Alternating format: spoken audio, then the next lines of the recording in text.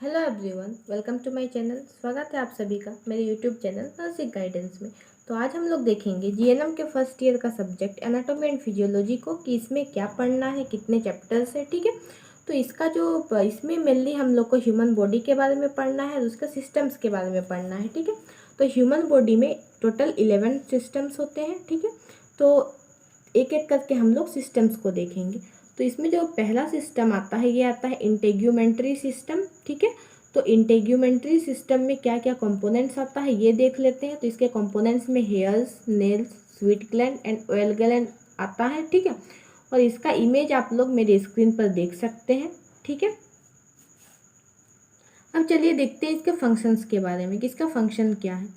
तो ये हमारे टेम्परेचर को रेगुलेट करने में हेल्प करता है, ये हमारे बॉडी को प्रोटेक्ट करता है, ये कुछ वेस्ट को भी एलिमिनेट करता है, और ये विटामिन डी का सिंथेसाइज करने में हेल्प करता है, और ये सेंसेशन को भी डिटेक्ट करता है, जैसे कि टच, हीट जैसे जो सेंसेशंस है इसको भी ये इंटेग्यूमेंट्री सिस्टम डिटेक्ट करने में हेल्प करता है। ठीक है, नेक्स्ट हम लोग देखेंगे मस्कुलर सिस्टम।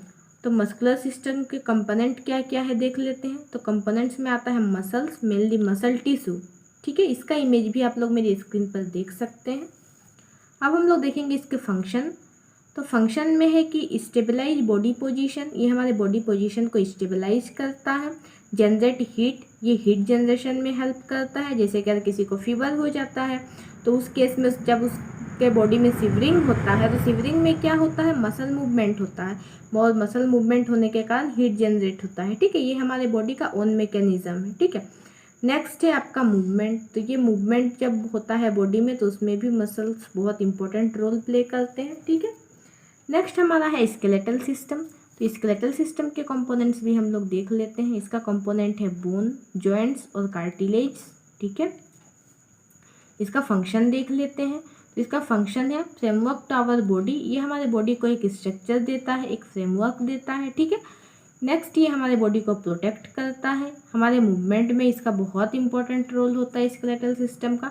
नेक्स्ट है formation of blood cells, blood cells का फॉर्मेशन भी आपका स्केलेटल सिस्टम करता है, मतलब स्केलेटल सिस्टम में होता है।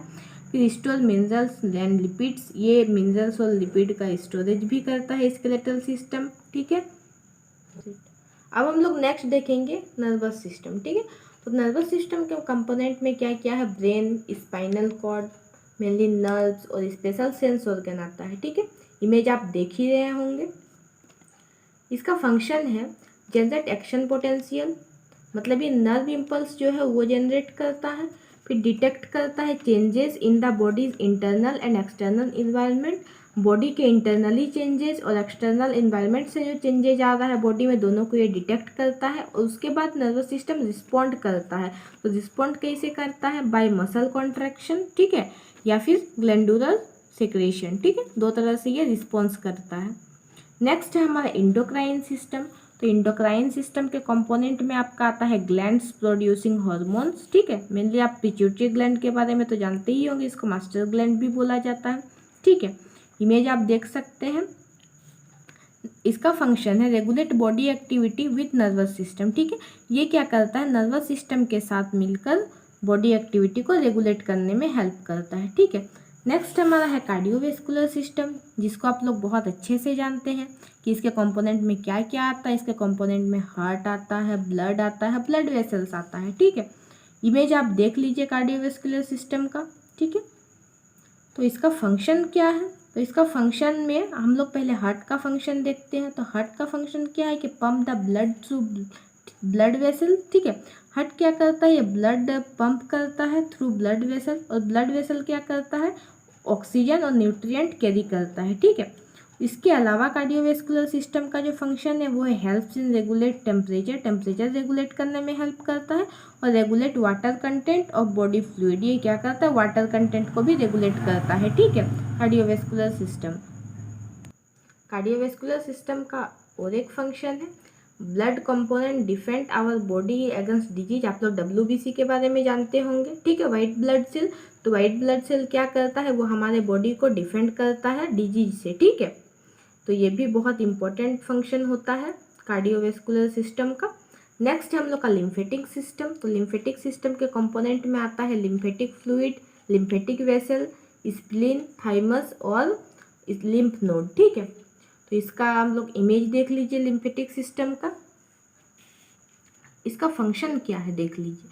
तो इसका फंक्शन है carry lipid from GIT to blood. ये क्या करता है कि ये गैस्ट्रो इंटेस्टिनल ट्रैक्ट से ब्लड तक लिपिड कैरी करता है। ठीक है, लिम्फेटिक सिस्टम। फिर ये क्या करता है, returns proteins and fluid to blood. ये ब्लड में प्रोटीन और फ्लूइड को रिटर्न लेके आता है। ठीक है, फिर ये क्या है, ये site for maturation and proliferation of lymphocytes. ये लिम्फोसाइट्स का मैच्यूरेशन और प्रोलिफरेशन का साइट भी होता है लिम्फेटिक सिस्टम में। ठीक है, नेक्स्ट हम लोग देखेंगे रेस्पिरेटरी सिस्टम। तो रेस्पिरेटरी सिस्टम के कंपोनेंट्स भी आप लोग अच्छे से जानते हैं, लंग्स, फेरिंग्स, लैरिंग्स, ब्रोंकाई, ठीक है, एल्वियोलाई वगैरह सारे आप इसके कंपोनेंट्स में आते हैं। ठीक है, इमेज आपको दिख ही रहा होगा। तो इसके फंक्शन क्या क्या है, तो इसका फंक्शन में है ट्रांसपोर्ट O2 एंड CO2, या ऑक्सीजन और कार्बन डाइऑक्साइड का ट्रांसपोर्टेशन में हेल्प करता है respiratory system. Help in regulation of acid base balance. ठीक है, फिर help in sound production. Sound production में भी इसका बहुत इंपॉर्टेंट रोल होता है रेस्पिरेटरी सिस्टम का। अब हम लोग नेक्स्ट सिस्टम देखेंगे, डाइजेस्टिव सिस्टम। ठीक है, तो डाइजेस्टिव सिस्टम का कंपोनेंट्स में आपका आता है mouth, oesophagus, stomach, small intestine, large intestine, anus, सेलिब्रिक gland, liver, gall bladder and pancreas. ठीक है, चलिए अब इसका फंक्शन देख लेते हैं। तो फंक्शन में है physical and chemical breakdown of food. Food का ब्रेकडाउन करने में आपका डाइजेस्टिव सिस्टम का इंपॉर्टेंट रोल होता है। फिर नेक्स्ट है एब्जॉर्प्शन ऑफ न्यूट्रिएंट्स। न्यूट्रिएंट्स का एब्जॉर्प्शन में हेल्प करता है डाइजेस्टिव सिस्टम। फिर एलिमिनेट्स वेस्ट। वेस्ट के एलिमिनेशन में भी डाइजेस्टिव सिस्टम का इंपॉर्टेंट रोल होता है। ठीक है, नेक्स्ट है आपका यूरिनरी सिस्टम। तो यूरिनरी सिस्टम का कंपोनेंट देख लेते हैं। इसका कंपोनेंट है किडनी, यूरेटस, यूरिनरी ब्लैडर और यूरेथ्रा। ठीक है, तो इसका इमेज देख लीजिए आप लोग। अब इसका फंक्शन देख लेते हैं। तो इसका फंक्शन क्या है कि यूरिन को प्रोड्यूस करता है, स्टोर करता है, एलिमिनेट करता है। ठीक है, यूरिनरी सिस्टम। इसका अदर फंक्शन भी देख लेते हैं। एलिमिनेट्स वेस्ट को एलिमिनेट करता है थ्रू यूरिन। ठीक है, फिर ये ब्लड फिल्ट्रेशन करता है किडनी, आप लोग जानते ही हैं। फिर regulate acid base balance. Acid base balance को भी ये रेगुलेट करता है। ठीक है, अब नेक्स्ट हम लोग देखते हैं लास्ट जो सिस्टम है वो है हम लोग का रिप्रोडक्टिव सिस्टम। तो रिप्रोडक्टिव सिस्टम के कंपोनेंट में आपका gonads, testes and ovaries, uterine tube, uterus, vagina, epididymis, penis, ये सब आपका रिप्रोडक्टिव सिस्टम के कंपोनेंट में आता है। इमेज आप देख लीजिए रिप्रोडक्टिव सिस्टम का। अब हम लोग इसका फंक्शन देखते हैं। तो रिप्रोडक्टिव सिस्टम का मेन फंक्शन फर्टिलाइजेशन, रिप्रोडक्शन और हार्मोन प्रोडक्शन है। ठीक है, तो ये आपका हो गया पूरा ह्यूमन बॉडी का सिस्टम्स। ठीक है, तो आप लोग को जीएनएम के फर्स्ट ईयर में ह्यूमन बॉडी और उसके सिस्टम्स के बारे में ही पढ़ना है, और इसके बारे में हम आप लोग को इंट्रोडक्शन दे चुके हैं। अब अगर आपको मेरा वीडियो पसंद आया हो तो आप लाइक कर दीजिएगा, शेयर कर दीजिएगा और मेरे चैनल को सब्सक्राइब कर दीजिएगा और बने रहिए मेरे साथ। आगे मैं आप लोगों को एक एक करके सारे सिस्टम्स के बारे में भी आगे आने वाले वीडियोज़ में बताऊँगी। आज के लिए इतना ही। Thank you.